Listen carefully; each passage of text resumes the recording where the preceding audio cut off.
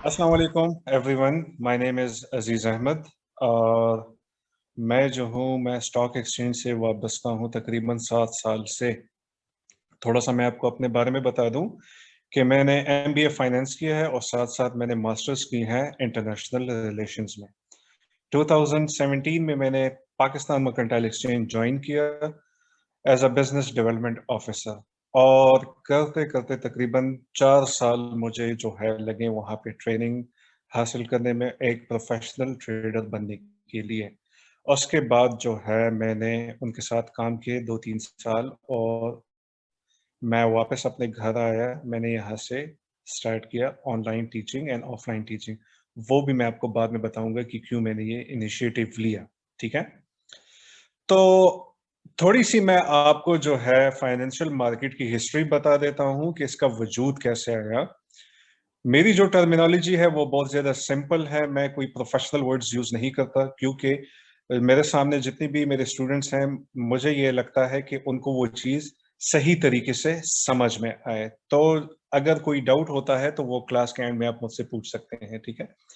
History क्या है financial market की? तो हिस्ट्री ये है कि 1700s में शिपिंग बिज़नेस होता था, ठीक है? शिप एक कंट्री से दूसरे कंट्री कार्गो ले जाया करता था और उससे जो पैसे मिलते थे, वो मालिक हज़रात अपने फ़ायदे के लिए यूटिलाइज़ करता था। लेकिन कुछ अरसे के बाद मालिकान हज़रात जो थे कंपनी के, उनको पैसों की ज़रूरत पड़ गई और वो चाहते थे कि अपना बिज़नेस एक्सपैंड करें, लेकिन उनके पास रिसोर्सेज़, वसाइल नहीं थे। तो उन्होंने एक तरकीब सोची, वो तरकीब क्या थी? वो तरकीब ये थी कि उन्होंने कहा कि हाँ, क्यों ना हम अपने मालिकाना हकूक जो हैं, जो कंपनी के ओनरशिप होता है, एग्रीमेंट डीड, मालिकाना हकूक जिसे हम कहते हैं आसान अल्फाज में, वो हम आम लोगों में बेचना शुरू कर दें, ठीक है? इसी तरकीब के साथ उन्होंने मालिकाना हकूक बनाए और उस पे अपने दस्तखत किए और उसको एक एक वैल्यू दे दी, एक कीमत उसकी लगा दी। वो मालिकाना हकूक लेके आम मार्केट, आम बाज़ार में गए और वहाँ पे उन्होंने क्या किया, बेचना शुरू कर दिया। अब मेरा जैसा एक कस बंदा वहाँ पे खड़ा था और उसने सोचा कि यार ये लोग इन्होंने तो इतने अच्छे कपड़े पहने, क्यों ना इनसे ज़रा बात की जाए कि ये क्या बेच रहे हैं। मैं उनके पास जाता हूँ, मैं उनसे पूछता हूँ कि ये क्या है? वो मुझे कहते हैं कि ये हमारी कंपनी के मालिकाना हकूक हैं। अगर आप इसको खरीदते हो लेट्स से $50 में या ₹50 में, तो जो ₹50 आप हमें देंगे, हम उससे जो है अपना कारोबार वसी करेंगे, एक्सपैंड करेंगे और कुछ अरसे के बाद आपकी यही कागज़ की जो वैल्यू है, ये बढ़ भी सकती है। तो मैंने कहा कि यार चलो वैसे भी ₹50 हैं, देखते हैं कि क्या होता है। मैं उनसे वो मालिकाना हकूक लेके अपने घर चला जाता हूँ। कुछ अरसे के बाद, महीने के बाद, 2 महीने के बाद ख़्याल आता है कि यार ऐसे कुछ लोग मिले थे और उनसे यही मालिकाना हकूक लिए थे, आओ ज़रा चेक करें कि इसकी क्या पोज़ीशन है। मैं क्या करता हूँ, वो कागज़ का टुकड़ा जेब में लेके जाता हूँ कंपनी। जब मैं जाता हूँ तो मुझे पता लगता है कि यार लोगों को रोज़गार के मौके भी मिले हैं, रोज़गार पे हैं और कारोबार भी थोड़ा-सा एक्सपैंड हुआ है। जो कागज़ का टुकड़ा मैंने उनसे लिया था ₹50 में, अब उसकी कीमत हो गई है ₹100, ठीक है? मैं बड़ा खुश, मैंने कहा कि यार ₹50 मैंने इन्वेस्ट किए थे और 50 के पीछे मुझे 50 मिल रहे हैं, क्यों ना इसको मैं बेच दूँ। मैंने वो कागज़ का टुकड़ा मालिकाना हकूक जो है दूसरे बंदे पे ₹100 में बेच दिए। अब जिस बंदे ने ₹100 में खरीदे थे मुझसे, वो क्या करता है, वो थोड़े ज़्यादा अरसे के लिए उसको अपने पास रखता है, 6 महीने या 9 महीने के लिए। 9 महीने के बाद जब वो आता है, वो चेक करता है, तो वो ₹100 की चीज़ पहुँच चुकी है ₹500 तक, ठीक है? ₹500 में वो चीज़ बेच देता है मालिकाना हकूक, ₹100 उसके इन्वेस्टेड थे और ₹400 उसका फ़ायदा हुआ। अब 1800 के एरा में जहाँ पे आपको वॉल स्ट्रीट नज़र आ रहा है, वहाँ पे एक बहुत बड़ा दरख्त हुआ करता था, ठीक है? उसके नीचे 29 लोग बैठते थे। वो 29 लोग क्या काम करते थे? वो ये काम करते थे कि मालिकान हज़रात कंपनी के उनके पास जाया करते थे, अपने मालिकाना हकूक उनको देके वो बंदे आम लोगों में बेचते थे। अब बेचने से जो पैसे उनको मिलते थे, वो कुछ अपना हिस्सा, अपना शेयर रखे, बाकी पैसे मालिकान हजरात को दे देते थे। तो इसी इसी नजरिए के तहत जो है स्टॉक एक्सचेंज का वजूद दुनिया में मुतारिफ किया गया। अब चूंकि अल्हम्दुलिल्लाह से हम सब पाकिस्तानी हैं, पाकिस्तान में रहते हैं, तो पाकिस्तान के हवाले से हम बात करते हैं कि पाकिस्तान में इसकी जरूरत क्यों पड़ी। देखें, पाकिस्तान में जो है दो किस्म की एक्सचेंजेस काम करती हैं। एक पाकिस्तान स्टॉक एक्सचेंज है, एक पाकिस्तान मर्केंटाइल एक्सचेंज है। स्टॉक एक्सचेंज का आपने सुना होगा, न्यूज में भी देखा होगा कि कराची स्टॉक एक्सचेंज इतने इतने पॉइंट्स ऊपर चला गया है, ठीक है। तो पाकिस्तान स्टॉक एक्सचेंज में जितनी भी पाकिस्तान की लोकल कंपनीज हैं, पाकिस्तान में बेस्ड हैं, वो इनलिस्ट हैं और यही बाइंग एंड सेलिंग होती रहती है। अब पाकिस्तान मर्केंटाइल एक्सचेंज की स्टोरी जो है थोड़ी सी डिफरेंट है। जहां तक मुझे याद है 1996 की बात है कि अगर कोई इन्वेस्टर, कोई बंदा पैसे इन्वेस्ट करता था इंटरनेशनल मार्केट में, तो वो क्या करता था, वो हुंडई के थ्रू, हुंडई का कॉन्सेप्ट आप सबको पता होगा, अंडरग्राउंड बैंकिंग सिस्टम होता है। यहाँ पे आप पैसे देते हो और वो बंदा आपसे कहता है कि आप फलाने जगह पे जाके, किसी भी कंट्री में फलाने जगह पे जाके वहां से आप अपने पैसे ले लें। हुंडई के थ्रू जो है पैसे जाते थे दुबई। दुबई में बैठा शख्स जो था वो पैसे रिसीव करने के बाद बेचता था यूके एंड यूएस, और फिर वही इन्वेस्टर को इंटरनेशनल मार्केट के रसाई मिलती थी। लेकिन 2005 एंड 6 में कुछ अनफॉर्चुनेटली कह लें, कुछ ऐसा सीन हुआ कि दुबई में बैठा शख्स जो था उसके पास जब 500 से 600 मिलियन डॉलर्स जमा हुए, तो उसने जो है वो पैसे अपने पास रख लिए और जितने भी इन्वेस्टर्स थे वो बेचारे वहीं की वहीं रह गए। अब हमारी गवर्नमेंट को भी अकल तब आती है जब कोई ऐसा हादसा होता है। तो 2009 में हमारे 17th ex prime minister Shaukat Aziz साहब, अगर किसी को याद हो, तो इन्होंने सोचा कि क्यों ना इस मिडल मैन को जो है हम एलिमिनेट कर लें और कोई ऐसा प्लेटफॉर्म मुतारिफ करवा लें कि जिससे इन्वेस्टर को बाहर के मार्केट तक रसाई मिल सके। 2009 में उन्होंने इस पे काम शुरू किया और पाकिस्तान मर्केंटाइल एक्सचेंज की बुनियाद रखी। Security exchange and commission of Pakistan इसे रेगुलेट करता है, ठीक है। 2011 में जब इसके ऑपरेशन स्टार्ट हुए और फिस्कल ईयर वो ईयर होता है जितनी भी कंपनीज अपने जो है स्टेटमेंट्स और अपने ग्रोथ इकोनॉमी को शेयर करते हैं। फिस्कल ईयर हमारा 30 जून को एंड होता है पाकिस्तान में।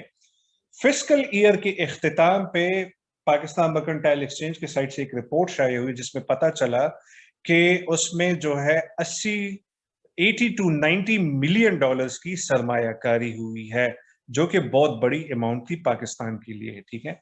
अब चल रहा है 2022, लेकिन 2022 का फिस्कल ईयर एंड होने में अभी एक महीना बाकी है। 2021 का जब फिस्कल ईयर एंड हुआ तो पता चला कि पाकिस्तान मर्केंटाइल एक्सचेंज में एक दिन की, पूरे साल की नहीं, एक दिन की मैं बात कर रहा हूं, एक दिन में तकरीबन 80 टू 90 बिलियन डॉलर्स की ट्रेड होती है, सरमायाकारी होती है, ठीक है। अब आप लोग कहोगे कि यार इसमें हमें क्या फायदा है, पाकिस्तान मर्केंटाइल एक्सचेंज क्या है। तो पाकिस्तान मर्केंटाइल एक्सचेंज एक ऐसा प्लेटफॉर्म है जिसमें आप जो है करेंसीज में, जैसे हम फॉरेक्स बोलते हैं, फॉरेक्स का मतलब है फॉरेन करेंसी एक्सचेंज। फॉरेक्स में हम ट्रेड करते हैं, मेटल्स में ट्रेड करते हैं। मेटल्स में हमारे पास मेनली गोल्ड है, सिल्वर है, और कुछ ऐसी इंडेक्सेस हैं यूएस की, जैसे कि नैस्डैक 100, एस&पी 500 और डाउ जोन्स 30। ये इंडेक्सेस हैं, इसको हम कोर्स में डिटेल में स्टडी करेंगे। इसमें हम ट्रेड करते हैं। अगर कोई बंदा पाकिस्तान स्टॉक एक्सचेंज में अकाउंट खोलता है तो उसको ये चीजें उसमें मुहैया नहीं है। पाकिस्तान मर्केंटाइल एक्सचेंज में ये सारी चीजें मुहैया हैं, ठीक है। ये थोड़ी सी हिस्ट्री थी, मैं आपको बता चुका हूं। थोड़ा सा मैं आपको अपने पर्सनल एक्सपीरियंस के बारे में बता दूं कि जब मैंने ट्रेनिंग स्टार्ट की तो मुझे, जब मैं पाकिस्तान मर्केंटाइल एक्सचेंज के फ्लोर पे गया, तो वहां पे जो थे छोटे छोटे क्यूबिकल्स बने थे और उसमें एक बंदा बैठा होता था, उसके सामने टेलीफोन सेट और 6 screen, literally 6 screens were installed in that cubicle. और वो जो है स्क्रीन को भी देखता था, फोन पे भी बात करता था, अगर हैंड फ्री था तो हैंड फ्री पे भी उस टाइम वो बात करता था। मुझे समझ नहीं आ रही थी चीजों के। एनीवेज, जब मैंने ट्रेनिंग ली तो थोड़ी थोड़ी जो है मैं उन चीजों को समझ गया था कि अच्छा ये लाइन क्या है, ये क्या सिंबल है, इस फाइनेंशियल इंस्ट्रूमेंट का क्या नाम है। लेकिन जब मैंने प्रैक्टिकली काम शुरू किया तो मुझे पता चला कि इनका जो तरीक़ेकार है वो ठीक नहीं है। ठीक है, मैं उस इंस्टीट्यूशंस उन उन चीजों को मैं मेंशन नहीं करूंगा, लेकिन सिर्फ आपको इतना बता दूं कि उनका काम करने का तरीका ठीक नहीं था। तो मैंने वहां से अपनी जॉब क्विट की। कोई भी नहीं चाहता कि अपनी जॉब क्विट करे, इतनी लुक्रेटिव जॉब हो। And I was living in Islamabad that time. मैंने अपनी जॉब क्विट की, मैं वापस आया अपने शहर और यहाँ पे मैंने सर्वे किया तो मुझे पता चला कि यहाँ पे तो प्रॉपर्टी और गाड़ियों के अलावा किसी को इल्म ही नहीं है कि यार कोई ऐसा प्लेटफॉर्म भी है कि जिसमें सिर्फ मोबाइल और एक अच्छा वाईफाई आपके पास हो और आपको थोड़ी सी नॉलेज हो और आप अर्निंग कर सकते हैं। इनिशिएटिव मैंने लिया और मैंने जो है एक छोटी सी जो है अपने घर में ही क्लासेस स्टार्ट की। उस टाइम पे मेरे पास इनिशियली 5 स्टूडेंट्स थे, लेकिन अल्हम्दुलिल्लाह से मैं 500 प्लस स्टूडेंट्स को पढ़ा चुका हूं, जिसमें से 50 to 70 स्टूडेंट्स ऐसे हैं जो कि मुझसे भी अच्छा परफॉर्म कर रहे हैं। ठीक है, तो बताने का मकसद ये है कि आपको पता चले कि यार दुनिया कैसी चलती है। मैं अब अपने बारे में आपको बता दूं, अपनी टीचिंग स्टाइल के बारे में बता दूं। मेरा ये काम है कि मैं आपको ये चीज जो है ABC से लेके XYZ तक फिंगर टिप्स पे याद कराऊं। पढ़ाना समझाना मेरा काम है। आप मुझसे जो है क्लास में 1000 मर्तबा वो चीज पूछो, मैं 1001 मर्तबा सिंप्लीफाइड फॉर्म में आपको समझाऊंगा, बताऊंगा, सिखाऊंगा। लेकिन जब आपसे मैं कोई क्वेश्चन करूं तो मैं ये एक्सपेक्ट करूंगा कि आपको वो चीज याद होनी चाहिए। अगर आपको याद ना हो तो you don't need to come to my class. ठीक है, क्योंकि ये जो स्किल है इसके लिए डिटर्मिनेशन और फोकस चाहिए। कोर्स के बारे में मैं आपको बता दूं, बेसिक कोर्स जो होगा हमारा 6 डेज का होगा। 7th डे पे रिवीजन होगी और थोड़ा सा एक छोटा सा टेस्ट भी होगा, ताकि मुझे भी तो पता चले कि यार मेरे स्टूडेंट्स किस पेज पे हैं। एडवांस, उसके बाद एडवांस कोर्स होगा। एडवांस कोर्स जो है मिनिमम 12 डेज का होगा, मैक्सिमम जो है 15 डेज का होगा। उसमें मैं आपको टिप्स एंड ट्रिक्स बताऊंगा, फाइनेंशियल इंडिकेटर्स बताऊंगा, स्ट्रेटजीज बताऊंगा जो कि मैं खुद यूटिलाइज करता हूं। और एक अमेजिंग क्लास है ट्रेडिंग साइकोलॉजी, जिसमें मैं आपको ये प्रैक्टिस करवाऊंगा कि आपने अपने सबकॉन्शियस माइंड पे कैसे ग्रिप हासिल करना है। जब आपके सबकॉन्शियस माइंड पे ग्रिप होगा, then you are a successful trader. ठीक है, ये सारी चीजें मैं आपको समझाऊंगा, पढ़ाऊंगा और सिखाऊंगा भी। Last but not the least, जब हमारी क्लास स्टार्ट होगी तो मैं क्लास के दौरान मैं गपशप नहीं लगाता, मैं जोक्स नहीं मारता, मैं जो हूं मैं हंसता नहीं हूं, क्योंकि मेरा एटीट्यूड बहुत ज्यादा स्ट्रिक्ट है। मेरा टीचिंग स्टाइल जो है स्ट्रिक्ट है।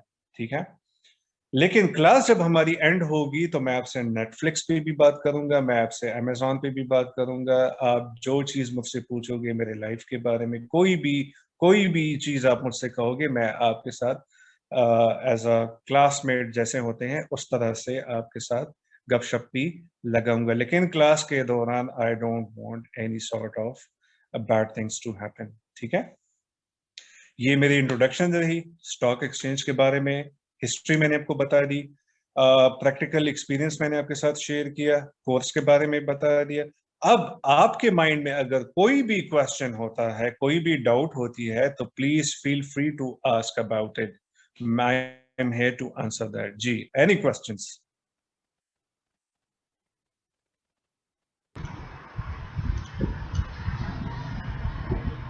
अस्सलाम वालेकुम। वालेकुम अस्सलाम।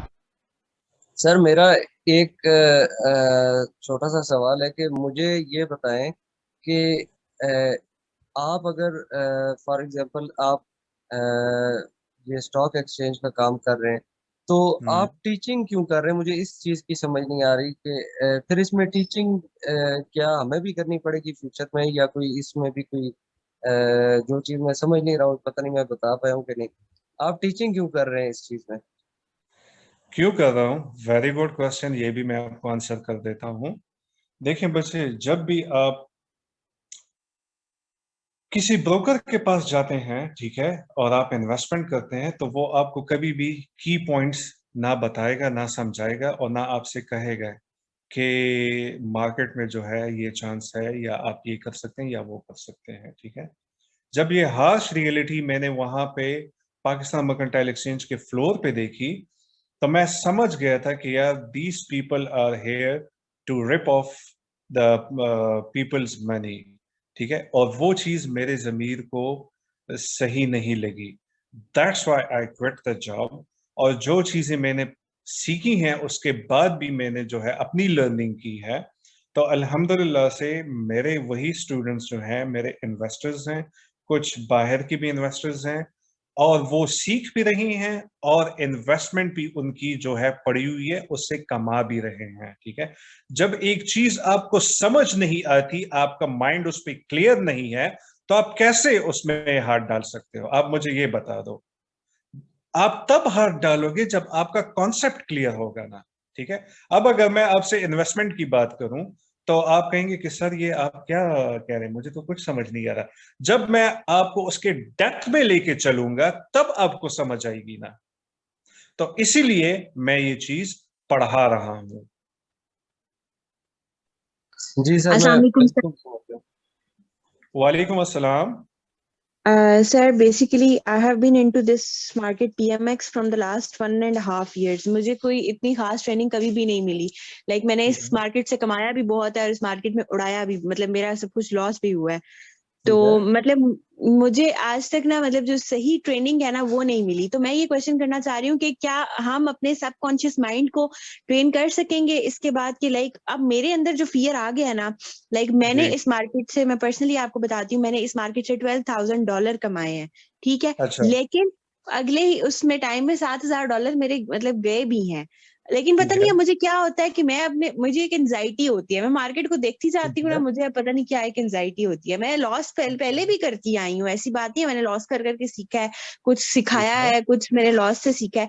बट अब मेरे अंदर ठीक एक एंजाइटी है, मेरे अंदर एक फियर है। मैं मार्केट को देखती जाती हूँ ना, मैं ट्रेम्बल करती हूँ, मैं शेक करने लग जाती हूँ, मुझसे काम है। नहीं अच्छा। होता। अच्छा, ठीक है, मैं इसको एड्रेस कर देता हूँ। देखें, बच्चे, फर्स्ट फर्स्ट ऑफ ऑल मैं आपको ये बता दूं कि इससे पहले, ये तो हमारा बैच 6 चल रहा है, इससे पहले एक बैच में एक स्टूडेंट था।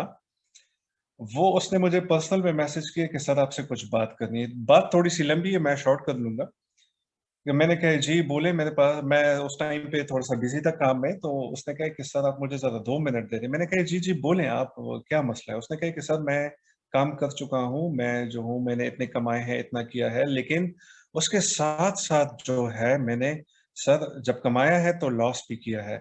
और अब जो है, अब जब मैं, मुझे पता होता है कि इसने यहाँ से यहाँ तक जाना है, लेकिन मेरे मेरे फिंगर्स जो है वो बाई सेल पे नहीं जाते, मुझे जो है मेरे हाथ कांपने लगते हैं। तो मैंने उसे काम डाउन किया, और मैंने उसे कहा कि बच्चे आप इस तरह करो कि जब हमारा एडवांस कोर्स स्टार्ट हो जाए, पहले बेसिक्स लो, उसके बाद जब एडवांस स्टार्ट हो जाएगा, और एडवांस में ट्रेडिंग साइकोलॉजी की जब क्लास होगी, तो उसको आप स्पेशली अटेंड करो, ठीक है। देखिए, इसमें दो चीजें इन्वॉल्व हैं। फर्स्ट ऑफ ऑल, जब आपको प्रॉफिट हो जाता है, तो इंसान का जब अपने सबकॉन्शियस माइंड पे होल्ड नहीं रहता, तो ग्रीड उसे ओवरटेक कर लेती है। जब $12,000 आपको हो गए for example, wasn't that enough? आपको चाहिए कि आप तकरीबन एक हफ्ता 2 हफ्ते मार्केट से ब्रेक लेके किसी दुबई वगैरह या थाईलैंड वगैरह वेकेशन पे चले जाते हैं। ये ट्रेडर्स देखें ना, ट्रेडर्स जब कमाते हैं, तो ये वेकेशंस पे चले जाते हैं, 3 महीने, 4 महीने, 6 महीने। क्यों? क्योंकि उनका दिमाग जो है वो थक चुका होता है, उनको जो है कामनेस चाहिए होती है, ठीक है। तो हम उधर लोग मेरी क्या करते मिस्टेक हैं, थी, मतलब सॉरी आपको इंटरप्ट कर रही हूँ, उधर मेरी मिस्टेक थी कि मुझे ना किसी बात पे गुस्सा आया हुआ था, तो मैंने कहा छोड़ो मैं मार्केट खोलती हूँ, मैं काम करती हूँ। हालांकि कभी भी अच्छा रिवेंज ट्रेड या कोई गुस्से में इस तरह ट्रेड नहीं करनी चाहिए। और वो दिमाग में मेरा बैठा हुआ है डर कि मैं मार्केट, मुझे पता होता है अभी जिस तरह गोल्ड है आजकल फ्लक्चुएशन हो रही है बहुत ज्यादा, मुझे पता होता है कि ये नीचे जाएगा यहाँ से पंप करेगा, बट जी, मैं एक्शन नहीं ले पाती हूँ। ठीक है, ठीक है, कोई इशू वाली बात नहीं है। देखें, ये होता है, ये मार्केट जो है आपके, ये सारी जो मार्केट है ना, ये साइकोलॉजी पे बेस्ड है, ठीक है। मैं आपको जो है इंशाल्लाह, मेरे अभी अभी जो है, इससे पिछला बैच जो गुजरा है उसमें कुछ स्टूडेंट्स जो हैं बहुत ज्यादा थे, कुछ स्टूडेंट्स तो अल्हम्दुलिल्लाह बहुत अच्छा कर रहे हैं, ठीक है। और उन्होंने यही ट्रेनिंग ली है, यही सारा कुछ सीखा है। थोड़ी बहुत मिस्टेक उनसे हो जाती है, ये स्टॉप लॉस का, टेक प्रॉफिट का, ये सारी चीजें हो जाती है, लेकिन दैट इज फाइन, वो कोई इशू वाली बात नहीं है। मैं आपको ट्रेडिंग साइकोलॉजी से रिलेटेड जो है, आपको मैं असाइनमेंट्स दूंगा। उस असाइनमेंट में मुझे ये पता चलेगा कि आपके अपने माइंड पे ग्रिप है कि नहीं। अगर है तो उसको इम्प्रूव करेंगे, अगर नहीं है तो उसको जो है हम प्रैक्टिस कर करके इतना ले आएंगे कि आप जब इंशाल्लाह दोबारा ट्रेड करेंगे, यू विल बी 110% कॉन्फिडेंट, ठीक है। Thank you sir. You welcome. Any more questions? Excuse me sir, ये क्वेश्चन आ रहा है स्टूडेंट का कि वी कैन, एक minute sir, where we will see ourselves in the end of the course, मतलब अच्छा, जब अच्छा मैं बता देता हूं आपको कि जब कोर्स एंड होगा ना, जब कोर्स स्टार्ट होता है तो किसी को पता नहीं होता कि यार ये क्या चल रहा है क्या नहीं। फॉर द टाइम बिंग मैं आपको ये नसीहत बल्कि एडवाइस करूंगा कि कोर्स जब स्टार्ट हो जाए तो आप सिर्फ कोर्स पे ध्यान दें, ठीक है। जब कोर्स एंड हो जाएगा इंशाल्लाह, तब ये क्वेश्चन मैं आपसे करूंगा कि यार अब आपकी क्या जो है, क्या फीलिंग है, आप अपने आप को कहां देख रहे हो। So let's keep it like that, ठीक है। इसको फिलहाल उसी टाइम के लिए छोड़ देते हैं, क्योंकि बीच में जो है जिंदगी मौत का भी जो है सवाल आ जाता है, जिंदगी मौत का भी पता नहीं चलता। तो जब कोर्स हमारा इंशाल्लाह एंड होगा, तब मैं आपसे पूछूंगा कि now where do you see yourself. Sir एक परफेक्ट छोटी सी चीज बिटकॉइन के बारे में पूछना चाहूंगा कि बिटकॉइन को अभी जिस तरह हम देख रहे थे कि बहुत ज्यादा उसको लॉस हुआ, और फिर हम्म। अभी हम देख रहे हैं कि वो आस्ता आस्ता रिकवरी की तरफ जा रहा है डे बाय डे। तो इसकी मेन रीजन क्या थी, ये इतना लॉस क्यों हुआ, इसके पीछे जो पूरी एक जिसको कहते हैं कहानी होती है, वो मुझे हम्म। अगर आप या हमें आप मोटी मोटी करके ना ऐसे कॉन्सेप्ट के तौर पे अगर मैं ये जानना चाह रहा था। बच्चे, let me cut you off here. देखें, that is related to crypto, I don't deal in crypto, ठीक है। क्रिप्टो के हमारे दूसरे इंस्ट्रक्टर हैं, वो आपको बेहतर गाइड कर लेंगे। क्यों? क्योंकि क्रिप्टो को ना मैं छेड़ता हूं, ना मैंने छेड़ा है, और ना मेरी फील्ड है। अगर आपको स्टॉक एक्सचेंज के रिलेटेड कोई अच्छा, भी मैंने क्वेश्चन सोचा है, वो स्टॉक एक्सचेंज से रिलेटेड है। खैर मुझे नहीं ये नहीं बच्चे, वो पता था। ठीक है ठीक क्रिप्टो है। के मार्केट से रिलेटेड है। जितनी भी ये ठीक है, जो मैं समझ डिजिटल गया। करेंसीज हैं, ये सारी क्रिप्टो की मार्केट से।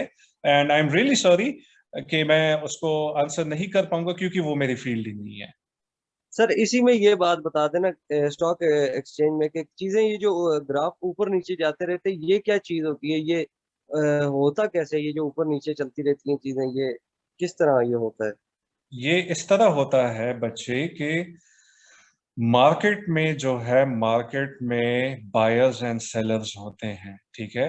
एक बात, दूसरी बात ये है कि मुख्तलिफ टाइम पे मुख्तलिफ सेशंस ओपन होते हैं, और मुख्तलिफ सेशंस के मुख्तलिफ डेटाज, न्यूज वो मार्केट में एंट्री मारते हैं, ठीक है। उससे जो है प्राइस की फ्लक्चुएशन होती है। तीसरी बात यह है कि जब कोई ग्लोबल टेंशन चलती है, जैसे कि यूक्रेन और रशिया का चल रहा है, तो उस बेस पे मार्केट जो है ऊपर नीचे होती है। ये मैंने आपको मोटी मोटी बता दी। क्लियर? ठीक है, बिल्कुल ठीक है। Okay, any more questions? कल की क्लास में सर हम क्या पढ़ेंगे? ये तो वैसे इंट्रोडक्टरी क्लास है, जब इंशाल्लाह आप कोर्स को रजिस्टर्ड करेंगे तो हमारे मैनेजर साहब जो हैं, जो कि अवेलेबल हैं, वो आपको गाइड कर लेंगे और आपके साथ कोर्स कंटेंट भी शेयर कर लेंगे। ठीक है जी ठीक है सर।